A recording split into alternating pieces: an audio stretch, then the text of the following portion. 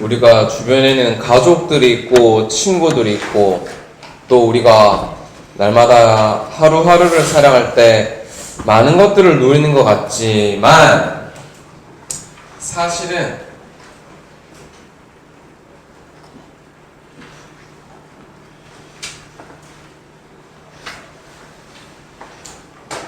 아무도 나를 진짜로는 도와줄 수가 없습니다. 그래서 사실 모든 사람들은 사실 외로워요. 외롭죠. 그리고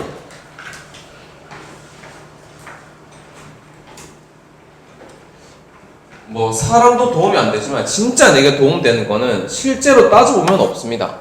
잠시 잠깐 나한테 조금 뭐 괜찮은 것 같지? 시간이 지나면 또 변하고 내 마음에 안 들어요. 그게 당연한 거거든요. 그 사람의 문제가 아니라. 그래서 올 한 해 저와 여러분들이 누려야 될 축복이 바로 우리 사랑이가 기도했던 것처럼 하나님의 나라, 보좌의 능력만이 내게 완전한 것이 되는 겁니다. 그래서 이게 분명한 사실이기 때문에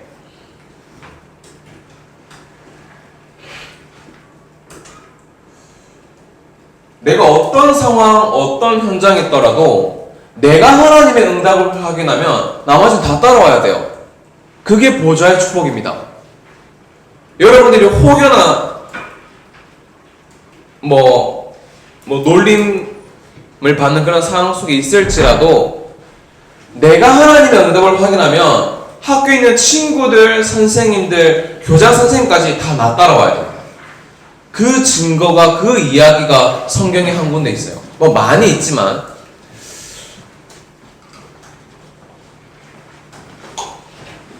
그 사람이 요셉입니다. 요셉의 인생의 스토리를 대충 아실 거예요. 요셉이 노예로 갔지만 나중에 뭐가 되죠? 애굽에 총리가 되죠. 요셉이 공부를 잘했을 것 같아요? 그건 모르겠습니다. 그러나 요셉이 누렸던 건 확실하게 이 축복입니다. 보좌. 어디에 있던지 간에.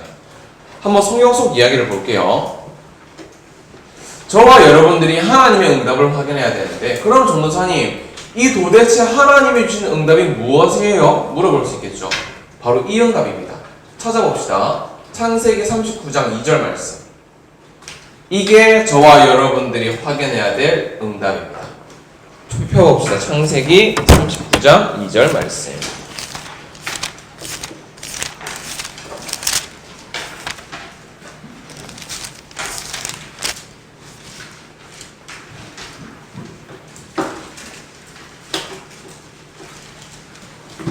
창세기 39장 2절 말씀입니다. 네, 한번 펴보십시오. 뭐 어찌 보면 오늘 메시지 중에 가장 중요한 주제 말씀이 되기 때문에 이건 꼭 확인해야 될 것 같습니다.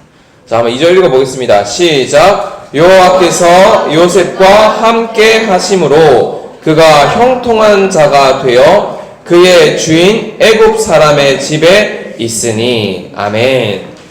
자, 어떤 응답을 확인해야 되냐? 하나님이 나와 함께 하시는 그 응답을 확인하면 됩니다. 그럼 나머지는 어떻게 돼요? 나를 따라오게 되어 있어요. 그게 바로 보좌입니다. 자, 오늘 성경에는 요셉을 보고 형통한 자라고 되어 있습니다. 여러분, 형통하다가 무슨 말인지 알아요? 형통하다. 형통하다가 무슨 말일까요? 형통하다. 다 잘 된다는 의미도 있습니다. 그런데 진짜 형통하다의 의미는 이래도 되고 저래도 되고, 그게 형통한 자입니다. 요셉은 노예로 가도 괜찮고 총리로 가도 괜찮아요. 왜냐? 이 축복이 있기 때문에. 우리도 이렇게 삽시다. 노예로 가도 괜찮고 총리로 가도 괜찮아요. 왜? 이 축복 누리면 돼요. 우리 선생님들의 중심이 그래야 돼요. 내가 맡은 아이들, 우리 집 자녀들이 노예로 가면 안 되고 총리로 가야 돼가 아닙니다. 노예로 가든 총리로 가든 내 자녀, 우리 렘넌트는 이 축복만 꼭 누리도록. 그래서 우리가 증인으로 먼저 부름받습니다. 자, 그러면 아까 선생님 말했잖아요. 이 응답을 확인하면 따라오는 것들이 있다고 분명히 말씀드렸습니다. 무엇이 따라오냐? 이게 따라와요. 창세기 39장 3절에서 6절을 좀 읽어볼게요. 요셉이 이 응답을 확인했더니 그 다음 따라오는 게 있었습니다. 한번 찾아봅시다. 3절에서 6절 그대로 있죠? 뒤에 3절부터 6절까지. 자, 이건 저와 여러분들이 한 절씩 번갈아 가면서 교독해 볼게요. 제가 3절부터 읽겠습니다. 6절까지입니다. 선생님부터 3절 읽습니다. 그의 주인이 여호와께서 그와 함께 하심을 보며 또 여호와께서 그의 범사에 형통하게 하심을 보았더라.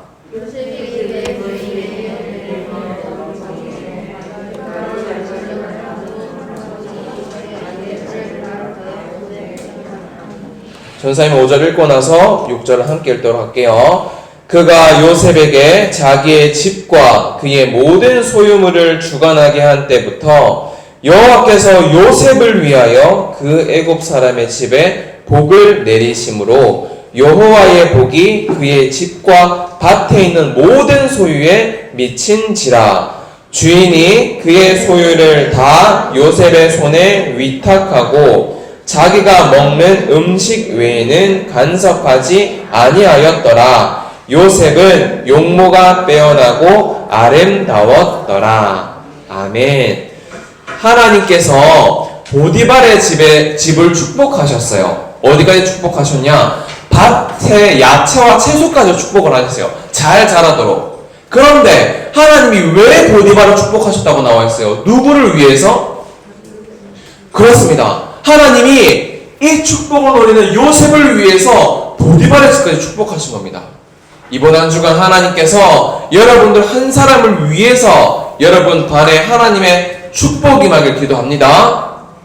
그래서 이 축복만 누리면 돼요. 자, 이 축복을 또 누렸던 중요한 증인이 있습니다. 그 사람의 이름은 오늘 우리가 본문 말씀에서 확인했었던 야손이라는 이름이에요. 야손이라는 이름. 이 야손이라는 이름에는 이런 뜻이 있습니다. 치유하다. 치유하다라는 이름의 뜻이 있습니다. 자, 여러분, 하나님의 자녀가 되면은 어려움이 올까요? 안 올까요? 어려움이 올까요? 안 올까요? 어려움 오죠. 문제가 생길까요? 안 생길까요? 더 생길 수도 있어요. 물론 안 생길 수도 있지만. 근데 제가 볼 때는 구원받은 하나님의 자녀, 개인의 삶이 있습니다. 그리고 우리는 가정이 있죠. 그리고 우리는 업에 있습니다. 여러분들은 학업이 되겠죠. 그리고 우리는 또 여기에 더 추가해서 교회까지 옵니다. 구원받은 하나님의 자녀가 가장 힘들 때가 언제냐? 이 네 가지가 따로 될 때. 혼자 있을 때 다르고, 집에 가서 내 삶이 다르고, 학교 가서 내 삶이 다르고, 교회 와서 내 삶이 다르고, 그때가 가장 힘든 거예요. 그게 가장 힘든 거예요. 왜냐? 포장해야 되거든. 잘 되는 척, 뭐 되어 보이는 척, 정말 힘듭니다. 자칫 잘못하다가는 이 네 가지가 따로 되면은 진짜 이거 올 수 있습니다, 여러분. 정신 문제. 진짜 이거 올 수 있습니다. 저는 이거 진짜 하면 안 된다고 확신하거든요. 뭐 하면 안 되냐? 하나님의 저는 진짜 걱정하면 안 돼요. 불신자들이 볼 때 야, 왜 그렇게 우유부단해? 왜 그렇게 무식해라는 말을 들을 정도로 우리는 걱정하면 안 돼요. 왜? 하나님을 믿기 때문에. 그 하나밖에 없습니다. 그리고 이거 정신문제 올 수 있습니다. 두려움. 제일 큰 두려움이 뭐죠? 미래에 대한 두려움. 아, 이렇게 되는 거 아니야? 저렇게 되는 거 아니야? 미래에 대한 두려움이 있잖아요. 그거 왜 그래요? 하나님을 믿지 못해서 그래요. 또 이거랑 비슷한 거 뭐 있습니까? 불안. 이거 3개 빠지면 진짜 정신문제 와요. 아, 이렇게 보면 될 것 같아요. 이거 3개가 있다. 정확하게 따지면 그 자체가 정신문제입니다. 그러면 많은 사람들이 사실상 이속있을 수가 있겠죠. 저도 그렇고요. 아까 전에 메시지 기도 준비하는데 우리 명준이가 와서 기도문을 전도사님 적는 걸 보고 명준이가 전도사님도 외로워요? 물어보더라고요. 외로워요. 전사님 뭐 가진 게 없다고 해서 이런 게 아니라 그냥 그럴 때가 있어요. 살다 보면 나는 가진 것도 꽤 있는 것 같고 주변에 좋은 사람도 있는데 뭔가 외로울 때가 있어. 뭐 마음이. 여러분 그런 거 없습니까? 이게 문제는 아니에요. 근데 이렇게 있을 수가 있어요. 자, 전사님이 여기에서 단번에 빠져나오는 방법을 알려드릴게요. 여러분이 이번 주간 살아갈 때 혹시 내게 이 속에 있다. 그 즉시 단번에 빠져나오는 방법을 알려드리겠습니다. 그 방법이 무엇이냐? 이겁니다. 오늘 창세기 말씀 많이 나오네. 창세기 2장 25절 말씀 우리 한번 볼까요?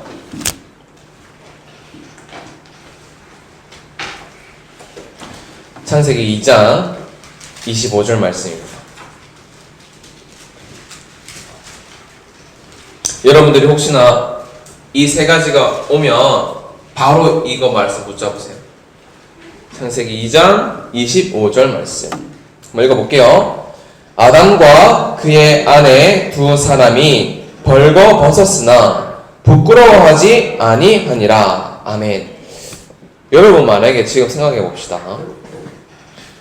벌거벗고 지금 예배 드리고 있다. 예배 집중할 수 있어요? 왜 집중 못해요? 부끄럽거든. 그쵸? 근데 왜 이 두 사람 안 부끄러웠을까요? 벌거벗고 있는데 서로? 왜 안 부끄러웠을까? 벌거벗고 있는데. 우리도 이거 하면 안 부끄러울 수 있어요. 자, 지금 여기는 에덴 동산입니다. 하나님이 에덴 동산에 아담과 하와를 데리고 나서 규칙을 정한 게, 약속을 한 게 한가 있어요. 뭐죠? 약속. 동산 모든 나무의 과실은 먹어도 되지만 하나만 먹지 말라고 했죠. 그게 뭐였죠? 그것만 하면 안 부끄럽습니다, 여러분. 우리도 매일매일 살아갈 때에 이 약속 안에만 있으면 전혀 부끄럽지 않아요. 그러나 이 약속 밖으로 나가면은 부끄러워요.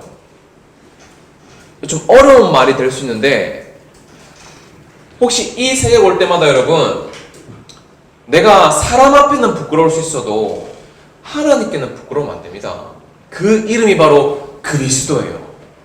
저와 여러분들이 어떤 부끄러움이 있을지라도, 어떤 걱정이 있을지라도 예수 그리스도께 나아가면은 괜찮습니다. 그래서 이 아담 하와가 벌거벗고 있었는데 전혀 부끄럽지 않았던 이유가 그거예요. 왜? 지금 선악과 약속을 지키고 있기 때문에. 뒤에 보면요, 부끄러울 때가 있습니다. 우리 잠시 찾아볼까요? 자, 창세기 3장 10절을 볼게요. 벌거벗었음이 부끄러운 장면이 나옵니다. 창세기 3장 10절. 아담의 대답입니다. 읽어봅시다. 이르되 내가 동산에서 하나님의 소리를 듣고 내가 벗었으므로 두려워하여 숨었나이다. 아까는 두렵지 않고 부끄럽지 않았다고 했는데 이제는 두려워하고 부끄러워서 숨었다고 했어요. 기준이 뭐예요? 선악과 약속. 그리스도 안에 있는 자는 하나도 부끄러움이 없습니다. 그러나 그 어떤 사람이라도 그리스도 밖에 있는 자는 다 부끄러운 거예요. 이해되십니까? 이번 한 주간 우리 그리스도 예수 안에 있는 은혜 가운데서 강합시다. 알겠죠? 그것만 하면 돼요. 나머지는 뭐 내가 단점이 너무 많아요, 난 너무 가진 게 없어요, 그 다 필요 없습니다. 이 안으로 들어가면 됩니다. 그럼 어떻게 돼요? 다 따라와요. 진짜 다 따라와요. 자, 오늘 결론도 지난주와 똑같습니다. 지난주 결론 혹시 기억하는 친구? 전사님이 좀 축약해서 말했었는데. 그래. 이번 주 똑같아요. 하나인시. 이거 여러분들 강의시키려고. 하나인시가 뭐라 했지, 명준아? 하나님과 나와 행복한 시간. 이번 주도 가져야 되는데, 이거는 정답이 없어요. 전사님이 하나인시는 뭐라고 했는지 기억나요? 어떤 예배? 전사님은 이 시간에 하나인시가 새벽 예배인데, 여러분들 찬양 좋아하는 거 있습니까? 네, 있어요? 전사님이 이번 주는 우리 초등부의 하나행시를 한번 찬양으로 도전해 보려고 합니다. 우리 선생님들과 부모님들은 제가 오늘 아침에 2가지 유튜브 찬양을 올렸는데 이 찬양이 있어요. 기도의 깊은 곳을.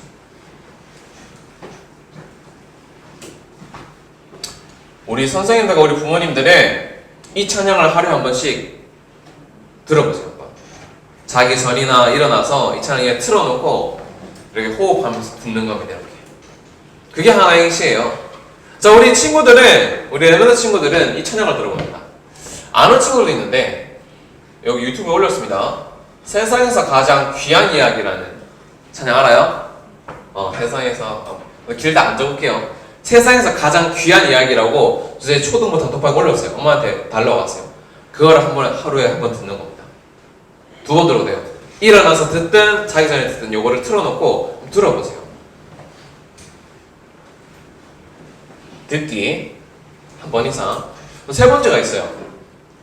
듣는 것도 좋은데 이 두 찬양에는 가사가 있어요. 가사. 노래는 가사가 있겠죠. 이 가사를 한번 적어보는 겁니다. 이렇게. 여러분들은 요거 한번 찬양 한번 적어보세요. 그리고 우리 선생님들과 부모님들 요청 한번 그냥 적어보세요. 편안하게.